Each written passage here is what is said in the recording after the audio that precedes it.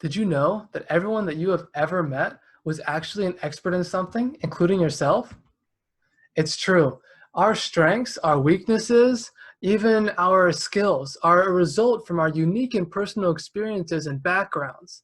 And each of these backgrounds and experiences gave us a specific set of skills that qualify us as an expert. Now, many people believe that you can only be an expert if you've undergone some intense physical training or high-level education programs such as the PhD. However, Oxford Dictionary defines an expert as a person who has a comprehensive and authoritative knowledge of a skill in a particular area. So we're going to focus on what that particular area is, and this is where the misconception lies when it comes to experts. An expert can be anything. Now, you can have an expertise in a hard skill such as coding or surgery, but you can also be an expert within simpler, more general tasks such as being positive, the ability to introduce yourself to a group, the ability to organize tasks. These are all something that somebody is an expert in based upon their own unique experiences. So knowing that, it becomes our job as leaders to learn what those expertise are. And in order to truly learn what their expertise are and to figure that out, it requires intense forms of listening. So there's two types of listening which allow us to discover this. The first is to be able to listen while someone is speaking and being able to listen to their actions and draw from what we learn. So in order to listen while someone's speaking, the first thing we can do is to show true interest. If we're truly interested and entirely focused on the speaker, it shows them that they have your full attention and they feel more comfortable in opening up to you because you're focused on them. The second thing that we need to do is manage our own ego. When someone is speaking, it is their time to talk. It is not a time for us to wait and think of something to say once they're finished. So when we completely separate that part of our mind, separate ourselves from the speaker, then we can also truly engage in what he has to say and draw real conclusions. The third thing that we can do is ask good questions.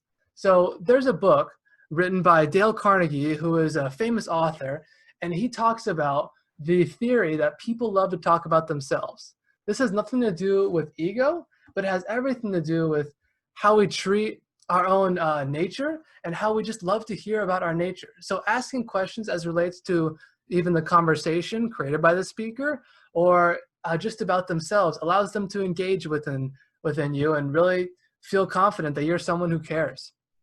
And the second way is of listening is actions. When you listen to their hobbies, learn about their mannerisms, watch their struggles, you get a better idea of who they really are, of their story.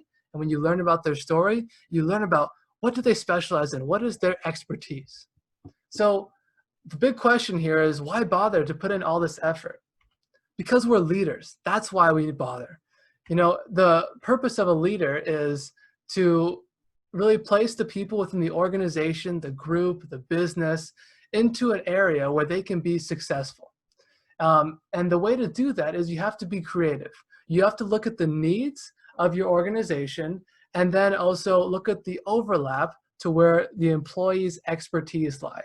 Only in the middle can you truly reap the benefit of placing someone in their specific area of expertise. Now, there is a wide variety of benefits that comes from placing someone in a role where they are experts. However, there are two important benefits that we're going to focus on. The first one is efficiency. Now, when an employee is focused upon their job and their job includes something that they are really good at, that's something that they know that they can really crush, then they're going to be the best possible person that you can work on it because they're not only confident in their job, but they also are the most qualified at that moment. The second benefit is happiness. They're confident that they can do their job, and it also illustrated to them that you cared about them. You listened to their actions, you listened to what they were having to say, and you placed them in a role where they would thrive. That makes them know that their employer, the person in charge of them, is somebody who truly cares about them, and they can also be confident in what they produce.